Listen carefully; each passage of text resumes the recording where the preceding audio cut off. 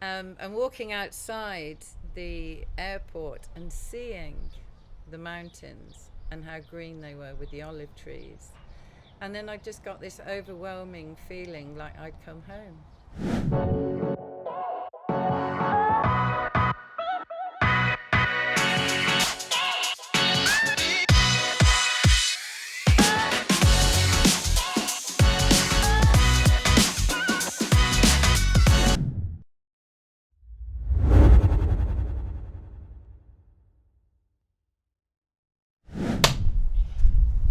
Peter, welcome. Hey. How are you doing?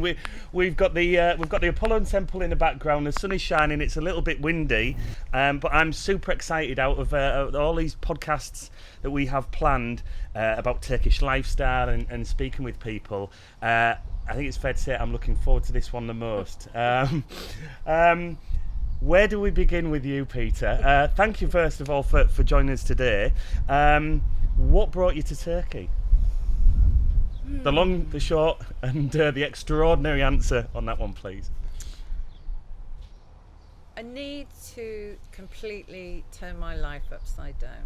Okay. But I'd already got ideas, and maybe it was going to be the south of France or where my sister lives. But it was definitely leaving England because I just needed a complete change of lifestyle to tap into a different way of living, of being, so that it really fired me up, because life had become a bit mundane in England, and I can relate in one way or another. so I needed something to really fire my imagination and my soul. So And when was that? When was that pivotal moment? How long were we talking? 6 years ago. 6 years. Pivotal moment. Okay. Yes. Do you want to give us a little bit of insight into that? And being diagnosed with metastatic terminal cancer does really then kind of turn your life upside down in a couple of seconds. Yeah. And so I decided to not have conventional treatment, to walk away from that, because something inside of me told me that. But also, when you're told it's terminal and that they can't cure you, and then they start going through a list of things they want to do to you, and you suddenly think, actually, is this going to kill the cancer, or is it going to kill me? Interesting. And so then you think, right, what other things can I do to actually sort my health out and to live? Because in that moment you're told you're dying, you get a desperate urge to really live, but live properly, not exist, to live. So my decision was to sell everything and travel. But I came to Turkey and I haven't been past Turkey. As many do. They kind of they and a lot can't explain why, which is something that's consistent, which we'll dig a little bit deeper too. But so how did you pick up on Turkey? Had you been to Turkey before that moment in time? No, I hadn't.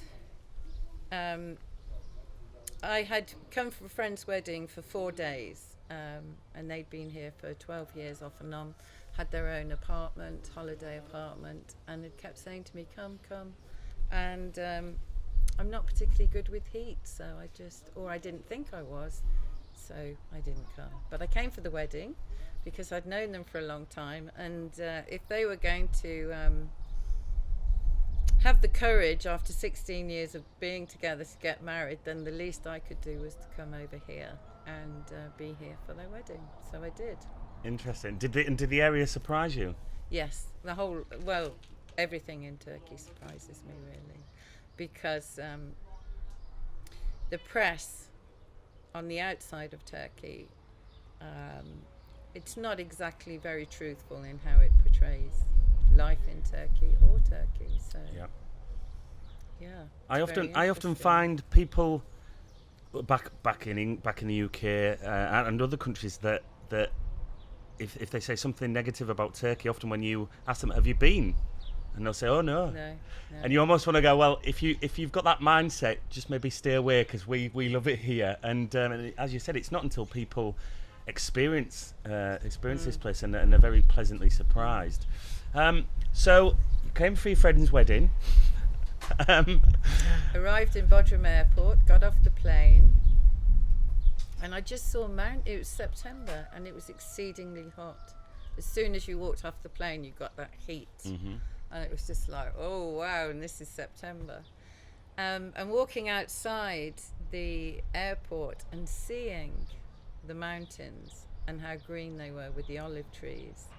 And then I just got this overwhelming feeling like I'd come home. And I thought, oh, that's interesting. So I thought, oh, okay, I'll ponder on that one. And then I got to Didim, and I was staying here. Well, there was no other backdrop we could set the scene for our podcast today, and we said if we were ever going to record something, it had to be with the temple in the background. Yeah. And I know this has a very kind of spiritual connection with yourself and you with it. I think it is the Hippocrates said it was the foremost prophecy temple after Delphi, and actually I think in its day it was even bigger than Delphi, the Greek prophecy temple.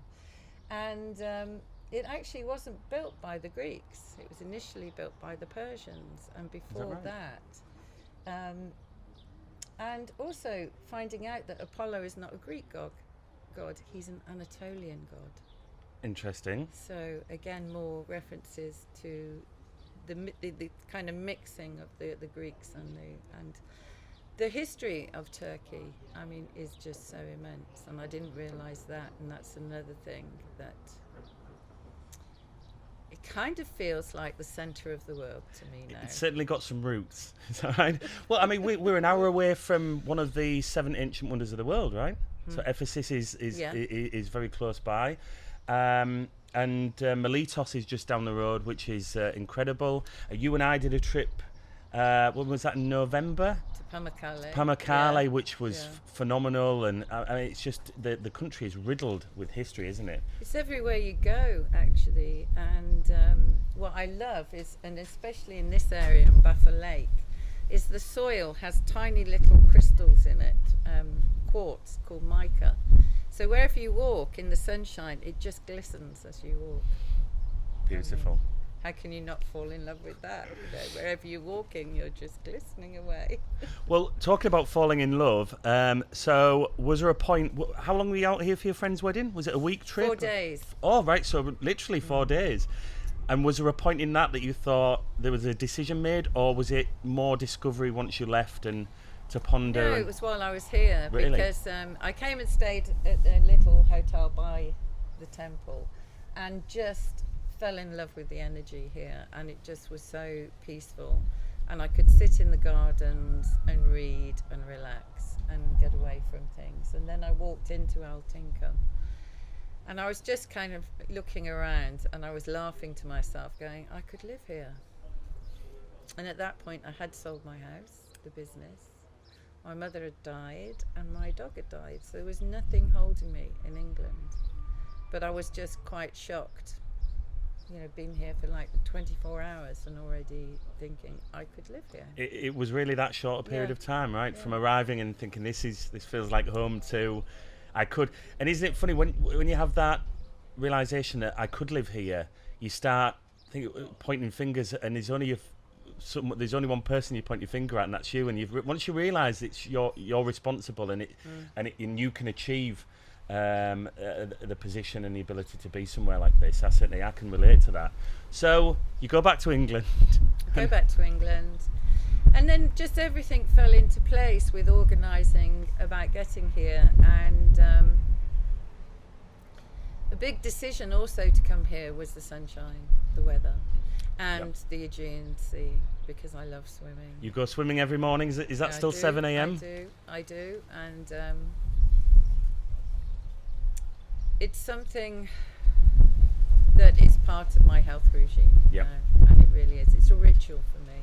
It's part of my morning ritual, and I think that's important because that grounds you, and whatever's going on around you if I can keep doing that every day, that just means, as far as I'm concerned, it's keeping me where I need to be.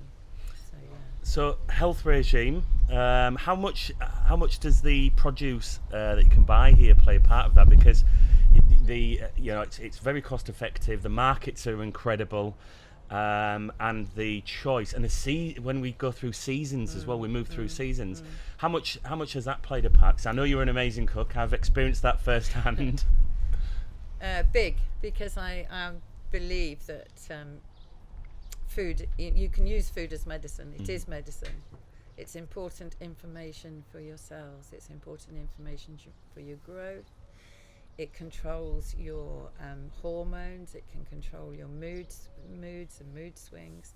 So eating well is really important, and gut health is really, really important. And the produce here that is just mind-blowing. I walk around the market and I get so excited just looking at fruit and vegetables. It's fruit and vegetable, yeah, mayhem and heaven at the same time, isn't it? Oh, it is. And the herbs, just the sheer volume as well that's here. And there's a couple of local producers that are at the markets as well. So it's not just where it's coming from all over Turkey. It is local as well, and I now know the local producers, and they don't use pesticides, so you're getting good, clean, grown in the sunshine, grown in the soil. It's got mica in it, so you've got all that energy that's coming through into that food and that produce, and just the colours and the size of some of the fruits and vegetables. You just can't believe it, and it just is so cheap. Yes, well, I think people can be guilty here who take the markets for granted. I mentioned it on a previous podcast that I had a friend visiting from Barcelona, and they just don't have a market like that. And the market that they have is off La Ramblas, and it's for the tourists, so it's very expensive. The produce is oysters and red wine, and which is lovely, of course. But if you want to go and get good quality fruit and vegetables, you have to be in the first hour in a supermarket. Otherwise, you're limited on what you can pick up. And I was really surprised with that. I think that just reinforced on what we have here, the quality, the availability. There seems that there's a market on every day of the week, which is awesome. And as you say, like moving through the seasons with the produce is awesome. Part of this health regime, tell us what. So I know you have done some very different and diverse therapies locally and also close as Kushadasi, I know you've been to. Can you share with us what that has looked like, what those therapies have been? I mean, basically I've tried to heal as naturally as possible and giving my body every chance to heal. Because when I sat in that room with the diagnosis, I realised that I'd put my body into such an environment for it to then mutate. And basically that's what cancer is. It's cells that mutate. Are we talking stress? Is there elements of stress there? I mean, and a whole lifestyle. Unhappiness? Right, yeah. Okay. And so I'd created that environment by what I was eating, the way I was living, and the stress. And I had gone through, I know exactly where it had come from, but it'd been maybe years of cancer. Just doesn't happen overnight. It is a build-up. But basically, cancer cells know how to live better than we do. They mutate because they feel the host or whatever, the environment is not conducive to healthy cells, so they mutate to stay alive, so they multiply faster. So my feeling was, well, if I can create that environment without chemical help, I can uncreate it. So that's been my journey. And when you're given 6 months to a year to live, you kind of think, well, hey, what have I got to lose? So living became number one. Wow. The way I lived, and eating healthy and being healthy, and exercise played. And I think when I was diagnosed, I'd gone through a period where I had done 6 months of a very low GI diet, glycemic index diet. So it's low carbohydrates, and I'd really got back in the gym, and so I was feeling really, really fit. So when they actually gave me the diagnosis, I almost chuckled because I was feeling the best I've felt in years, because I'd lost weight. I'd lost about 2 stone. I was in the gym. I was having a good time. I'd eased off on work. So I was in a very good place to hear that diagnosis, because I knew what exercise and diet could do. So that's what I've continued with. And here, the therapies, it's very interesting. There are a lot of good herbs. Herbs are a big part of my diet, and it's very interesting the effect that they have on most people, and most people don't realise, because it's such a subtle effect. So herbs is part of what you eat as well. Juicing, so eating a mixture of lightly cooked and raw is very good. I couldn't eat raw all the time, because my system does need some. And some vegetables, for example, like spinach, you need to cook them lightly, because there's an enzyme in them, and if you eat too much of it raw, can block nutrient absorption. So, yeah. So food is very powerful, and people don't realise. I think they're realising more and more nowadays, especially with what we've just gone through. So. Yes, some more eyes have been opened in recent times. Well, so you've got lots of herbs here that are wild, right? And they use a lot of them because they have some fantastic spice shops here, and again with all the dried herbs and some quite unusual herbs as well. And one for me that I use a lot of is wild thyme, kekik, they have here, and that has a really beautiful lemony scent, and is quite lemony. And again, you use it with lemon juice and first thing in the morning, and ginger. It's a really good tonic for the system. Something's telling me we should have had some smoothies beside of us right now. But the thing I've spoke about on previous podcasts is, again, I don't think people realise the quality of hospitals and the options here. And that does surprise a number of people. I mean, I can speak to my parents. My mum was going to fly home. I think she had a very bad ear infection one year, and she was going to fly home. And someone said, "No, I'll take you." And they took her to a hospital, and she said the care and level of treatment was phenomenal. But I'm really curious, because there's some very different alternative treatments that you've tried, because we've had discussions on opening people's eyes on what's available here. So not just the level of quality of mainstream healthcare, but also some of the therapies and treatments you've found and experienced. Are you happy to share some of those with us? Yes, there's a very I go and see a very interesting doctor in Iden, Tierman, and he is I find him a very interesting doctor, and looks at you holistically, even though I believe he's a trained heart doctor. He specialises in the heart. He does have some alternative therapies that he can treat you with, and those are very, very interesting, and I find him fascinating, and his knowledge of the human body and his approach to healing, looking at the whole. So he's been a great find for me. There are also doctors in Kushadasi. There's an acupuncturist. Was there a vitamin C? That was here in Didim. I saw the intravenous vitamin C. Right, yeah. But the only problem with that was we struggled to get vitamin C without parabens in it. So the therapies here just maybe not the quality of. I think the intravenous vitamin C is something that will develop here, but it is actually getting ascorbic acid in a form that is good for intravenous, and certainly not having parabens in it. Okay. Which was again using, and I don't know how much I can say, using a well-known label, pharmaceutical label, who do sort of like pharmaceutical grade vitamin C, and then you go and find out that there's a paraben in it, which again kind of doesn't make that vitamin C too good. Yes, I think would the analogy for it would be like in the drinks industry where you get a fresh orange juice and they can use the words fresh or pure, but it's actually full of sugars and it's never seen an orange in its life, kind of thing. So a similar kind of analogy. But tell us what does a normal day look like for you here? So you know your general day to day here when you wake up in the morning and the sun is shining.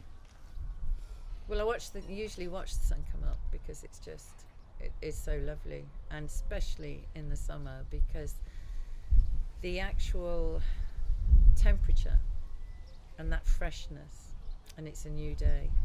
So it's that feeling for me that anything is possible. Whatever happened yesterday, that is in yesterday, and that this is a new day full of potential, and we all have a choice what we bring into this new day. So there's that, and then I might go back and meditate for an hour, and then I go for a swim because I like to feel the real coldness of the water. I'm a big fan of Wim Hof and the Iceman. The Iceman. His method of. But again, you train your mind, and now I run straight into the sea, even if it's cold. I'm just in. Commit to it. Yeah. Once you're committed, that's it, you're in. And it is that momentarily like, oh, but then it just goes. And then you just get this, I suppose, endorphins kicking in. Mm-hmm. And also this amazing feeling because I've just done that. I didn't get put off by the cold. I've just done it and I'm all right. I've survived. I haven't had a heart attack. I haven't. So you get that release of endorphins, which I find amazing. And so what I do in the summer when the sea gets warm, because even sometimes first thing in the morning in the summer it can be quite warm, is I always make sure I have a cold shower before I go. So I do the 2 minutes, 3 minutes of a cold shower first thing when I get up, to get that. And then I go to the gym or sit and sunbathe for an hour, 2 hours to get the vitamin D. And just feel the sun on my body, and it can be even windy, so you get the sand on your body as So I either come away with a bit of wind burn, or I come away looking a bit rosy, so that's good. Because I try not to put sun cream on because that blocks absorption of vitamin D. Okay. So I try and do it early in the morning when the sun's not so hot, and then I head off to the gym. It's already sounding like the perfect day. There'll be people watching and listening to this who unfortunately haven't managed to be out to Turkey for probably a year now because of the pandemic and whatnot. And the morning is watching the sunrise, meditating. Maybe the cold shower isn't in their midst of them, but to the ocean and beach, and then to the gym. And you're at the yacht club. You're at the yacht club gym. Yes, and I do struggle when that is closed because I have problems with my bones. There's tumours on my bones. So I need to lift weights. I need to do load-bearing exercise. Mm-hmm. So I need weights. And so I struggle when I can't do that. So I try and then improvise at home with various weights strapped to my leg and running up 4 flights of stairs, carrying big sacks of earth to try and home workout. But I mean, the yacht club, I'm also a member there, and the yacht club gym is just a beautiful gym, isn't it? Where all other gyms are available, of course, but it's just idyllic. Then you've got the restaurants and the marina, and it's a beautiful setting. I know recently you were, as you finished one of your gym sessions, I spotted on Facebook, you were sat by the pool having a drink, and again, this day's not getting any worse for our listeners here. It's sounding very idyllic.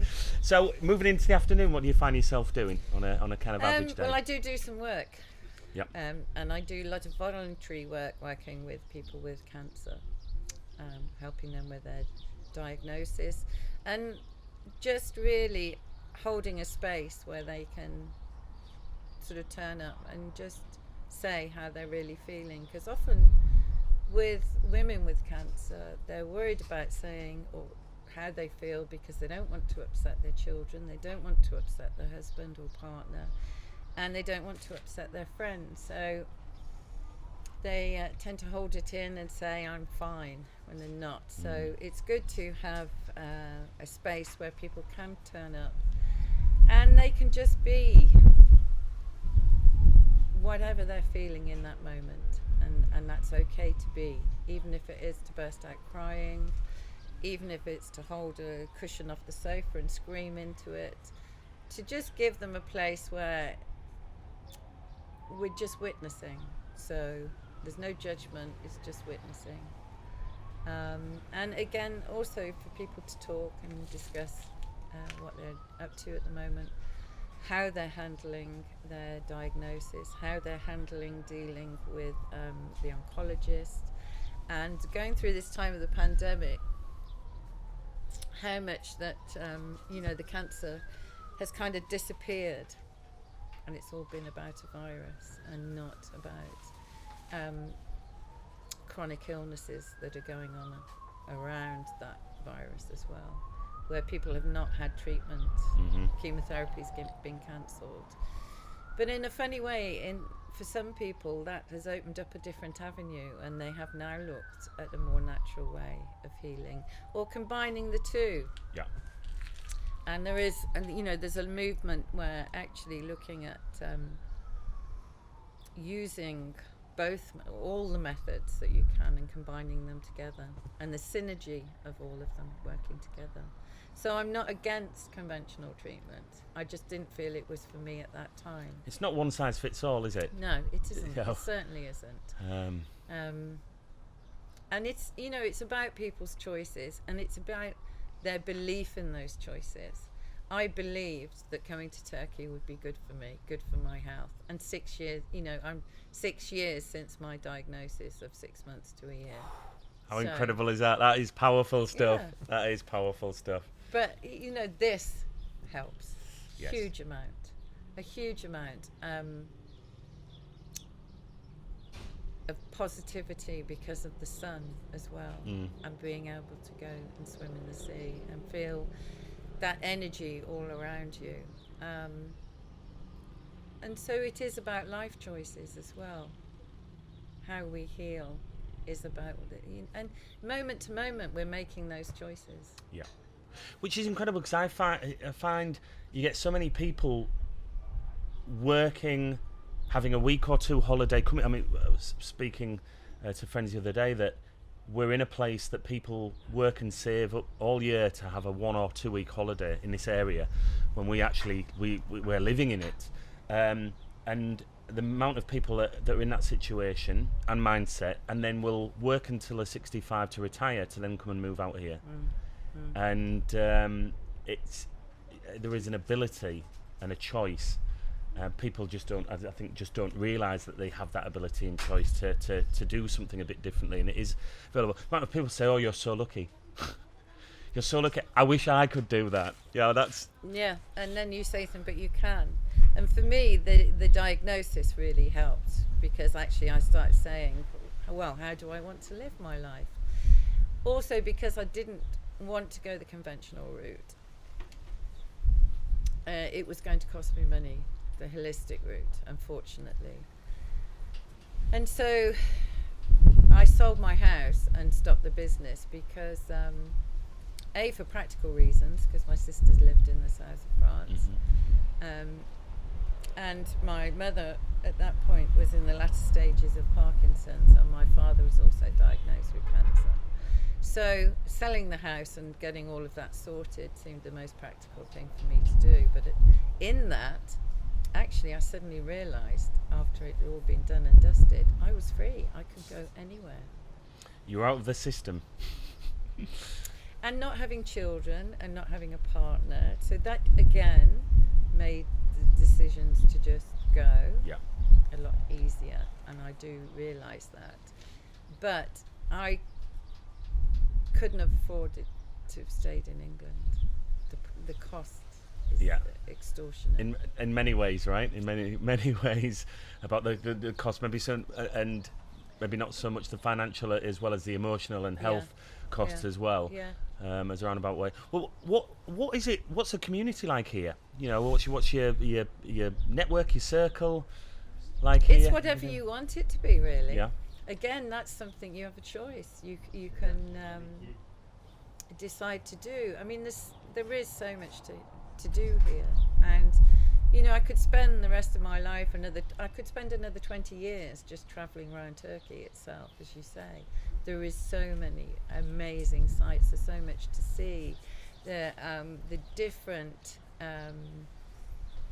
aspects of the countryside as you move north and you get more towards the Black Sea area, which is more like England, and walking through oak forests.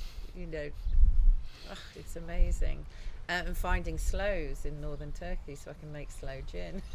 It's these little things in life that are important to me. So now. those little bits that stack up, yeah, right? And gardening and building a herb garden here. Being out in nature, you can spend a lot more time outside because the weather allows you to. And you can guarantee that the weather's going to be Yes, good, so you can yes, plan for that, yes. which is very rare in the UK. And yet you've still got the seasons, so you've still got that lovely, of sort of autumn, then winter, spring, and then summer. And you just, you know, I find that I can adjust my life accordingly. And I think with people being able to work online a lot more, which from the pandemic has shown, so I think you're a lot more flexible. And where would you rather work? Yeah, I mean that's more prevalent than ever before with the pandemic, and I think that's more that now business owners, employers are realising that people are not only as productive but maybe more increased in productivity because they're in their either home environment or they're able to move around and live abroad. And so I think that's been a real shift, and these business owners now don't have to pay thousands of pounds on office spaces that don't actually fit people's lifestyles anymore, and don't do the environment any good either. Yeah.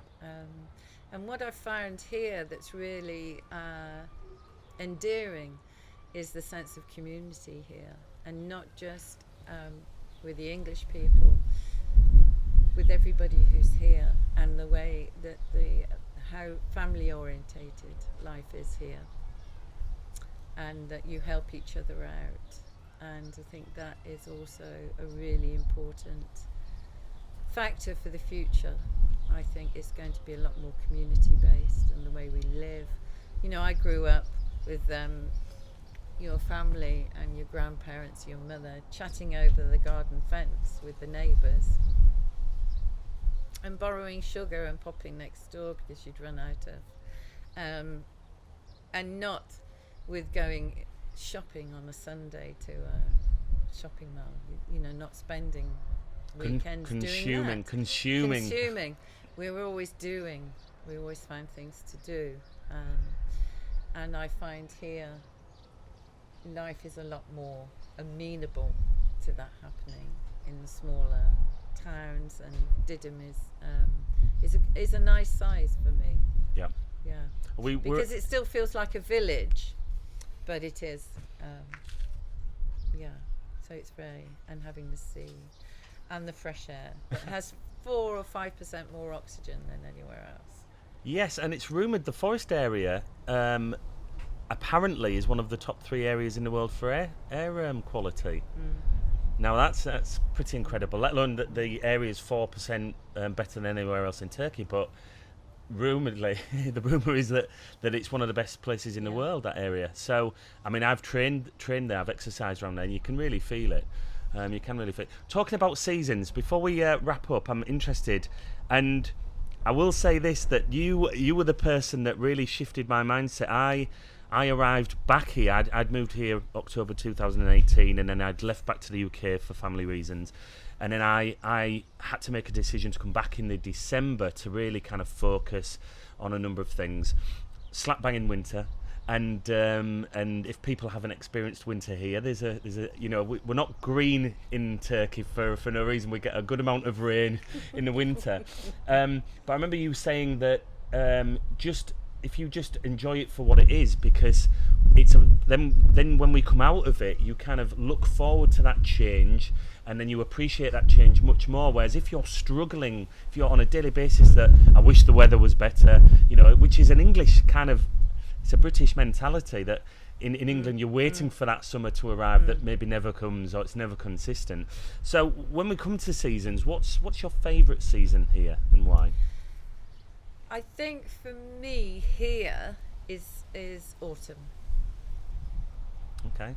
While as in the UK it would be spring, but I think the autumn and spring here is great because again you've got that energy rising and you've just come out of winter, so there is that, and also the days drawing out.